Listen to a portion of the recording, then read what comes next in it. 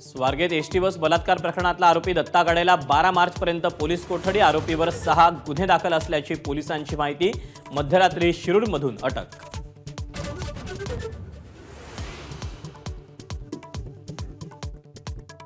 मुलगी स्वतःहून बसमध्ये गेली, दोघांमध्ये सहमतीनं शारीरिक संबंध।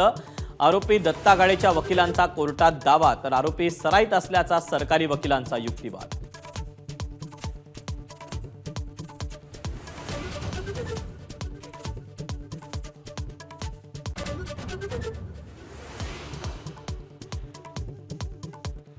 योगेश कदमांनी संवेदनशीलपणे बोलावं, मुख्यमंत्री फडणवीसांचा सल्ला। तर तारतम्य बाळगावं, उपमुख्यमंत्री अजित पवारांनी टोचले कान। तर विरोधकांकडून वक्तव्याचा विपर्यास, योगेश कदमांकडून आरोपांचं खंडन।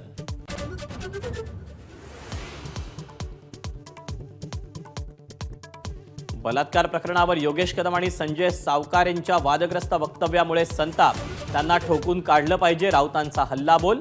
तर मंत्र्यांनी लाच सोडली, आव्हाडही भडकले।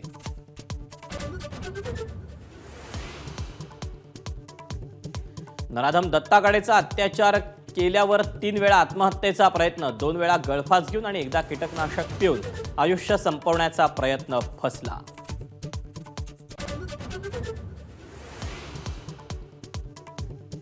बीड जेलमध्ये वाल्मिक कराडला व्हीआयपी ट्रीटमेंट मिळत असल्याचा देशमुख कुटुंबाचा आरोप। कर्मचारी मदत करत असल्याचा दावा, धनंजय मुंडेंचाच तसा आदेश असेल, वडेट्टीवारांचा आरोप।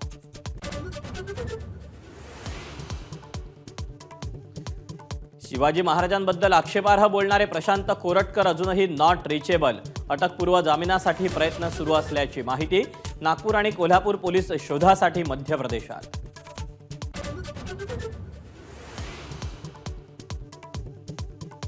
मातोश्रीवरील बैठकीत विरोधी पक्षनेते पदासाठीचं नाव जवळपास निश्चित, भास्कर जाधवांचं नाव आघाडीवर। तर मुंबईतील आमदारांचा आदित्य ठाकरेंसाठी आग्रह, सुनील प्रभूंच्या नावाचाही विचार।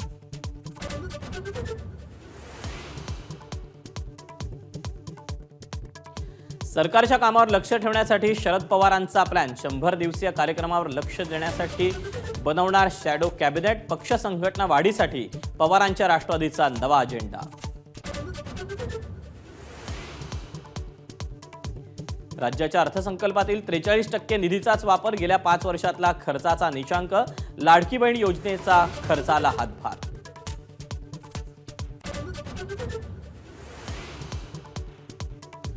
अमेरिकेतील अपघातात गंभीर जखमी झालेल्या साताऱ्याच्या नीलम शिंदेंच्या कुटुंबियांना अखेर व्हिसा, मुख्यमंत्र्यांच्या प्रयत्नानं 14 दिवसानंतर मिळाला व्हिसा। नीलमची मृत्यूशी झुंज।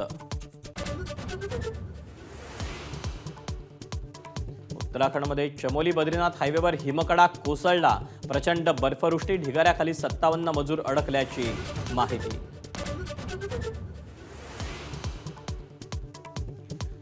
नोकरदारांसाठी मोठी बातमी, यंदा पीएफवर मिळणार 8.25% व्याज, गेल्या वर्षीचाच व्याजदर कायम।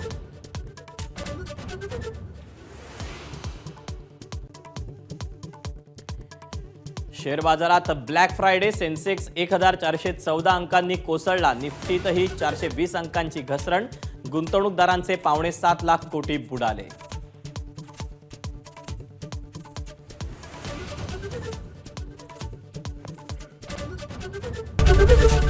एबीपी माझा, उघडा डोळे बघा नीट।